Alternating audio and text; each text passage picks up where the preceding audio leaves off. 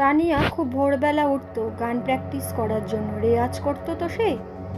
একদিন হঠাৎ ঘুমের মধ্যে তার মনে হচ্ছে ভোর হয়ে গেছে, চারিদিকে আওয়াজ আসছে, জেঠিমার গলার আওয়াজ পেলাম একতলা থেকে, কলে জল পড়ছে, চারিদিকে সবাই কাজ করছে, সবাই উঠে পড়ছে। তাহলে কি ভোর হয়ে গেল? আমারই উঠতে দেরি হয়ে গেল। তাড়াতাড়ি উঠে লাইট জ্বালালো। অন্ধকার কেন? তাহলে আজ বোধহয় মেঘলা, তাই আলো ফোটেনি। এই ভেবে ঘর থেকে বেরিয়ে যখন সে দেখল কোথায়, চারিদিক তো অন্ধকার, কেউ তো নেই, কল থেকে তো জল পড়ছে না।